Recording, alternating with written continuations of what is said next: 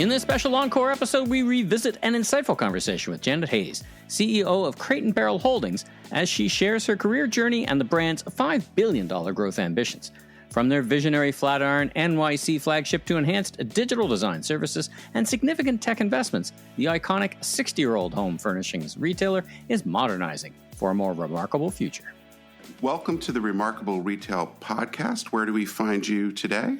Thank you. So happy to be here. I'm coming to you from a sunny Monday morning in Chicago. First of all, I lived in Chicago for 20 years, and I used to drive up and down Waukegan all the time past the Crate & Barrel headquarters. I don't think I ever made it inside, though I've certainly been in plenty of your stores. But in any event, we're delighted to have you here. Generally, we like to kick things off by just learning a little bit about our guest and what they do and how we found ourselves together today. So would you mind just taking a minute or two to talk about your personal and professional journey and the work you do at Crate & Barrel? I will. Yeah, I'd love to. Thank you for having me again. I'm coming to you, as I said, from Chicago, but I grew up in California. And I'm one of 6 kids, and my whole family is back there, including my parents. So I'm finding myself in a new location. I've been here for 4 years, and I absolutely love Chicago and the adventure that we signed up for here. So I brought my two twin girls here as they were entering their sophomore year of high school in August of 2020. So we really did sign up for a big adventure. My husband came with us as well. Can't leave him out. And it's been quite a ride. Excellent. And would you tell us just a little bit about, because you have worked a few other places, maybe just a little bit about your background before we get into the Crate & Barrel story? Yeah, I'd love to. I was thinking about this on the way in today. So it's been really well over 30 years since I've been in retail. It's been a good 30-year journey. I consider myself extremely lucky with where I've worked, who I've worked for, and who I've worked with. So it started when there were divisions of Macy's. I worked for Macy's West in the home division. I started there out of college. And I was working on the sales floor to begin with. And then I moved myself into the buying office there in Macy's West. And I really learned at the end of the day that department stores weren't quite right for me, but it was a good learning experience. I moved from Macy's West almost down the street to Gap Corporate. And I helped the Gap start Gap Body, which was one of my favorite experiences in my career. I was one of 5 people that helped start Gap Body. And it was like a startup in a fully funded company. I worked for Mickey Drexler there. And if I learned anything from that experience, it was how to be a merchant. And that began my career. From there, after 5 years, I went to Nike up in Portland, Oregon. And that's where I would say I kind of honed my skills with the best in marketing, just an incredible marketing machine. And I learned the wholesale business, which came to help me later in my career. So Nike, I really worked with my marketing and wholesale. I went from there to American Eagle just for a short stint. It was over in Pittsburgh, Pennsylvania. And if I learned anything from there, it was just that's probably when my values started coming into play. And I was really checking my personal values with company values and really started to zone in on who I was becoming and who I was working for. From there, after that, I went to Williams-Sonoma Inc., back to California, kind of, if you will, back home. And I spent 13 years there. Really honing digital expertise, financial acumen, P&L leadership. I led 4 brands through the 13 years there, an incredible experience. And at the end of my 13 years there, I thought, well, what's next? What am I going to try to keep learning and growing? And I had never done consulting. So I took a short gig, which I feel incredibly lucky happened to me, with Magnolia Home down in Texas. And I was working for Chip and Joanna Gaines. Michael and I were actually, I had been down there before, but Michael came to visit me in Dallas, and we took a little road trip, not just to Magnolia Home, but we got a chance to check that out. It's really, really impressive. Isn't that impressive? Yeah. It really is. And I would encourage people to go. I had the opportunity to work directly with Chip and Joanna. And from there, I learned probably one of the most important lessons so far in my life, which is around humble leadership.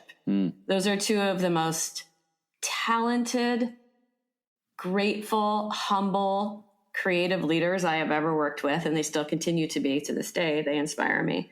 And that then really led me to, I got a phone call when I was working for them from Germany, from Crate & Barrel Holdings. And they presented the opportunity I sit in today, which is CEO of Crate & Barrel Holdings.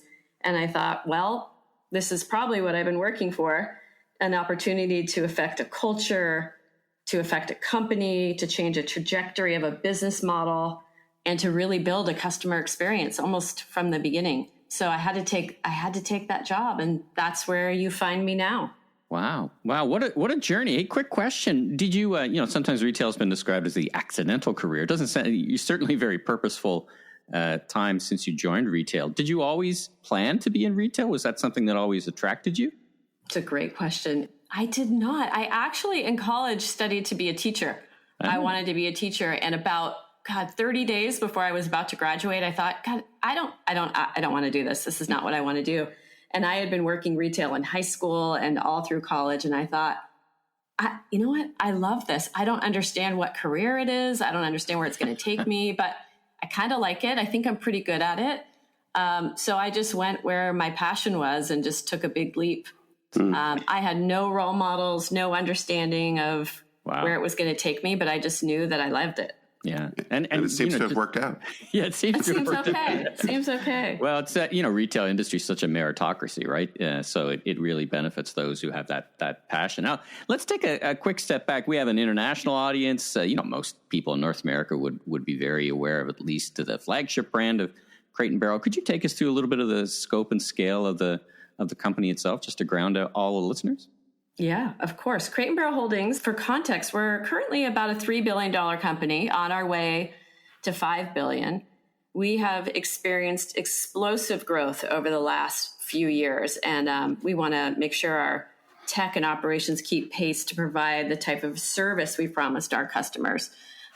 We are a family of 5 brands. There's the Crate & Barrel brand, and the Crate & Barrel brand has always served to inspire our customers to build a home they love. Really, we think about it as timeless pieces that are meant to last. We're able to cover every room in the house through this one brand. And it's really important to our customer to be able to rely on the quality that comes from Crate & Barrel. The second brand is Crate & Kids, and Crate & Kids is the go-to brand for beautiful elevated kid spaces. And we hope to empower the self-expression of little ones. But also we know that it's the parent's house. So we have to make it cool and beautiful and bring that same quality in there. And then we have CB2, which I believe CB2 is transforming the perception of home design for today's customer by bringing covetable, high design collections to a wide audience with designers like Frattini, Lawson Fenning, Paul McCabe, Ross Cassidy. And these type of designers weren't readily accessible to an everyday customer until a few years ago. So we see CB2 as being a leader in online retail as well as physical stores. And we are expanding our physical footprint, not only in the United States, but also looking to expand in Canada, where we have 2 stores for CB2 in Canada today. And then we have Hudson Grace, which is one of the newest members to the Crate & Barrel Holding family. It's a destination for high-end gifting and entertaining. Today, it's beautiful. If you need a beautiful candle, please go there. If you need beautiful plates, please go there. And this is one of the brands I'm most excited about in our future. And then last, we've really developed quite an outlet business over the last 4 years. And that's where all of our brands come together under one roof. And we will also be looking to, we're in the United States, but also expanding into Canada. So we're about 60% digital, which I think people kind of close their eyes and imagine a big, huge Crate & Barrel store. And they think we're everywhere. We're not, it's a really beautiful omni model. We're not overstored. Mm-hmm. We're very strong in our digital business, and lots of room to grow in front of each of these brands and multinational. Oh, fantastic. Quite the enterprise. My local Crate and Barrel is just a few blocks away. So the beautiful store at Square One here in Mississauga. Square One, near yes. Yeah, definitely. So you've been there a couple of years, a couple of 4 years. I'm kind of curious on your take on the company's growth evolution and where you see the brands today. I mean, it's been a very interesting 4 years given the COVID. We'll talk about that a bit later. But how do you see it today? Where do you see the brand's position today? Are you where you want them to be, or still work to be done? Still work to be done. But I'm pretty happy with the work that has been done that I've had the view to in the last 4 years. We have reevaluated our capital structure, and we have focused our investments into technology, particularly in transforming the supply chain. We are doubling our tech team over the next few years to really take a modern view of a customer experience from ordering all the way through delivery. And like I said earlier, these brands have experienced extensive growth in the last few years. But the most important thing we keep our eyes on is the customer. And we have to fulfill our promise to the customer at all times. And that means not only an inspired shopping experience, whether that's online or through the store, but also all the way into their home. And that's where I realized we had opportunity.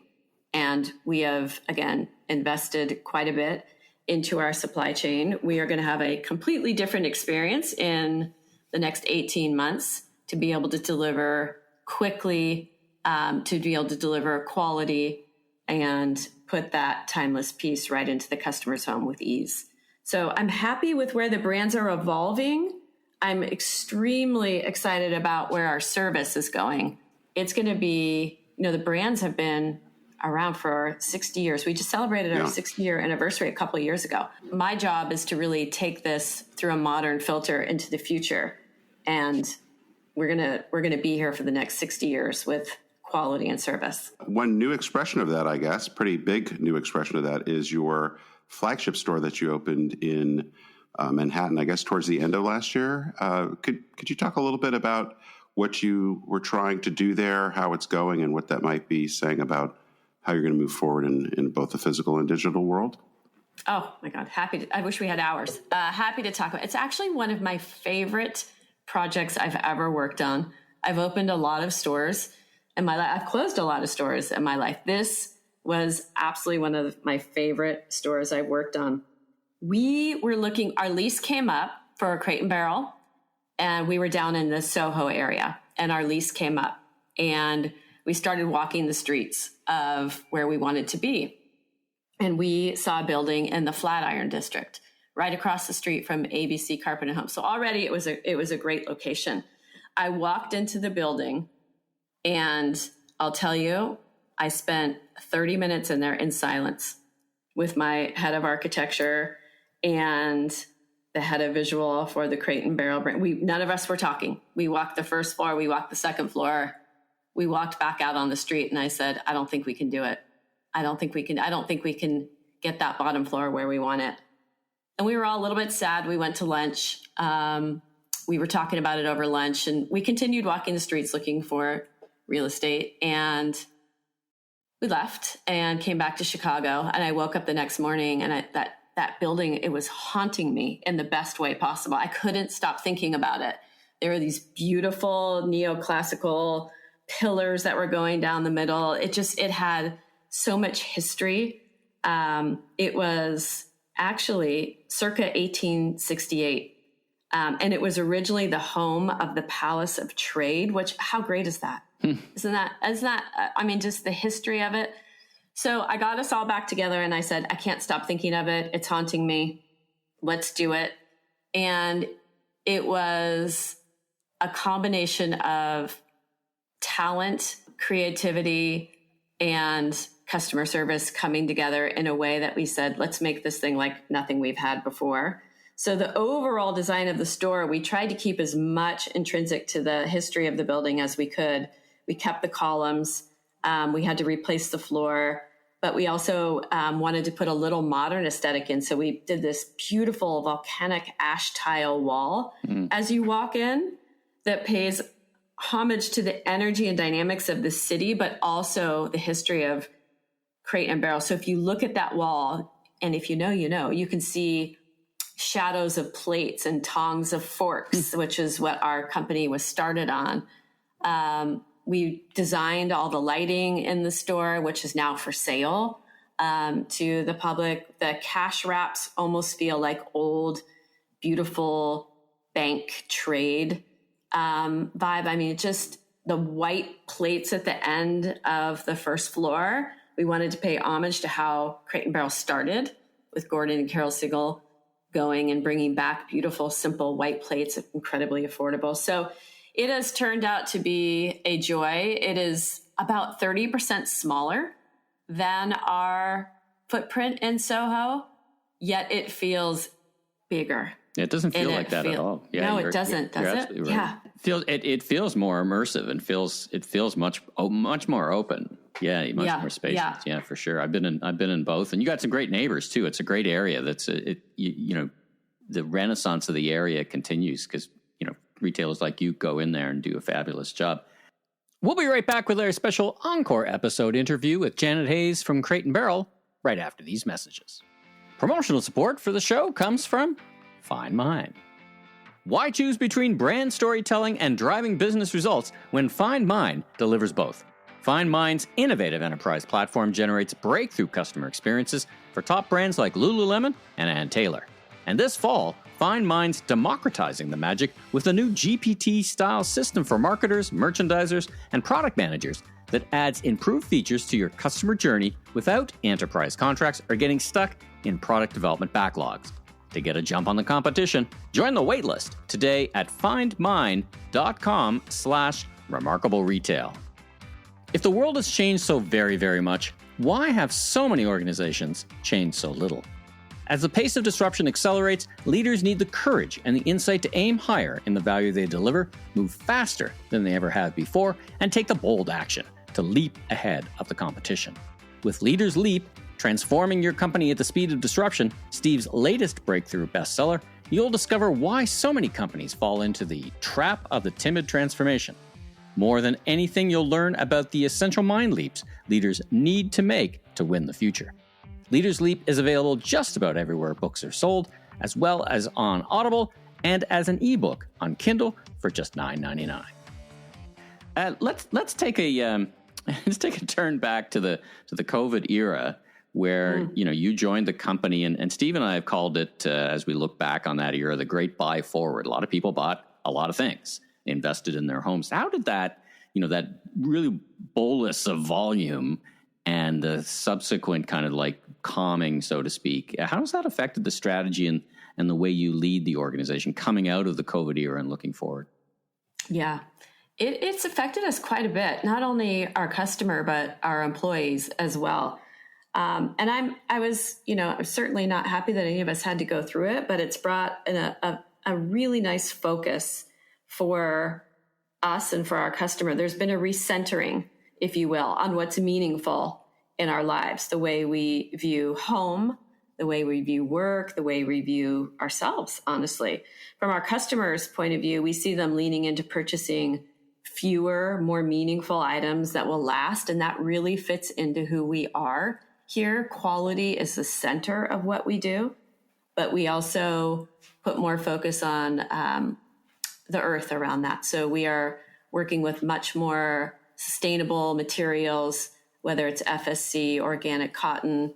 We're talking about recycling, recyclable, upcycle, just really taking a moment to say, how can we make this last for our customer? How can we make it better for the earth? And we have made great strides in that. We also wanted to prioritize the human over the transaction, and we really put a lot of focus on connecting with customers. And that's when we started building up our design service business, and making sure we could be there to help the customer take their home to a new place. During COVID, as you know, every room needed to serve multiple purposes. And it was difficult to figure out how for our customer to do that on their own. So we started a digital design service business that then translated into the stores. And even when we go back and look at that New York store that we were just talking about, there's two big design areas in that store that the customer can walk in either on the first floor or the bottom floor and get help with any design project that they want, all free of charge. We do the 3D renderings. We can do mood boards. We can go to their home. We've been helping restaurants. We've been helping hotel lobbies, anything. Any project at all, we've circled up around the customer to say, let us help you. And we've surrounded that not only with very talented people, but also with new technology. And then finally, a lot of change came with the employee too. And I had to take a look at what was making the employee's life hard here with a kind of a new modern mindset and work to make it easier. And they can be simple things as, altering a work week, all the way to really important investments we're making now around new point of sale. And while that might sound really important to the customer, and it is, it's also going to be life-changing for our employee who has to work in old systems, ringing people up and getting them out. And sometimes that could take, depending on the sale, it could take 20 minutes at some time. But we're moving to a new investment in a point of sale that will roll out to the end of the year, which I think is going to be game-changing. We're investing in a new planning system so our planners can work quickly and smart and use AI and ML to inform their decisions. So everything has become about how do we make life more meaningful or efficient and able to spend time with people they want to spend time with. We'll be right back. Promotional support for the Remarkable Retail podcast is provided by Crave Retail. What's retail's biggest blind spot? The fitting room. A shopper wants to buy, but can't get the help they need. That's why global brands partner with Crave Retail, the market leader in smart fitting rooms. Crave connects that moment to your business, giving shoppers a voice, associates real-time alerts, and teams the data to buy smarter. The result? Higher conversion, better decisions, a seamless experience. Learn how fast you can elevate your fitting rooms at craveretail.com. How do you amplify the wow in your stores? With next-level in-store signage and displays from Glass Media. Glass Media boldly challenges the status quo by leveraging its world-class design, engineering, and manufacturing to elevate brand presence and drive both engagement and conversion. Find out why leading brands and retailers worldwide trust Glass Media to make their stores more remarkable. To take your visual merchandising to the next level, go to glass-media.com. Well, maybe I could just follow up on that a little bit more, because one of the things that I really enjoyed, I was fortunate to be in the audience at the World Retail Congress in Paris when you were speaking about Crate & Barrel's journey and so forth. And one of the things you featured your New York store, as we talked about, but you also talked about the role and impact of technology. I wondered whether, for our audience, if there's something you've learned or things that you think other folks should really focus on to get that blend between being very customer-centric or human-centric, or however we might describe it, and leveraging some of the advances in technology. I feel really fortunate that we were able to have support from our parent company to invest during this time of growth with us. And I think I try and lead with this modern mindset and think about, what would I want to have as a customer? What would I want to experience as an employee? And I think I just keep the question forward every time we're trying to make a decision. What's a modern view of that? What is a modern view? We try not to hold on to anything that is going to keep us rooted in the past, except quality and service. And we move forward with a modern mindset and really focus on authenticity. I think authenticity is critical in leadership. Humbleness, asking for what you need. This culture has evolved so much, the Crate & Barrel Holdings culture, in a way that I'm very, very proud of. It's collaborative, it's quick, it's authentic. It's really a fun place to work, honestly. And I think when you have that kind of spirit and collaboration, there's just no stopping what a company can do. It's a good jumping off point for last question, which is, and it's kind of a funny one because you've got so much going on, you're building so much momentum. What's next? What are you excited about? What's happening that you could call out and you see as a big milestone for this year and early next? You talk about systems, you talk about all kinds of really interesting things, but what rises to the top of that discussion? Let's see. I'm excited about expanding our digital presence and the importance of our e-commerce presence. You know, there's definitely been a move back to the stores, and that has been in our favor. The foot traffic has picked up there, and we've done a lot of investment in our stores around design services, hiring great designers to work there. We've opened 10 stores in the last 3 years with new formats and looking really refreshed. And in the back half of this year, we are really going to focus on expanding our digital presence and the importance of e-commerce. So we'll get that omni experience even stronger. I think that the most important thing that I'm so grateful and impressed with every day is the extreme focus my team has. When we complete our technology investment, we're going to transform our supply chain. We're going to have a new digital platform. The store experience and the store formats will be new. And it's hard to stay focused because there's a lot to be excited about. But I think I'm really energized by the talent and the focus of this team and where they're taking the brands.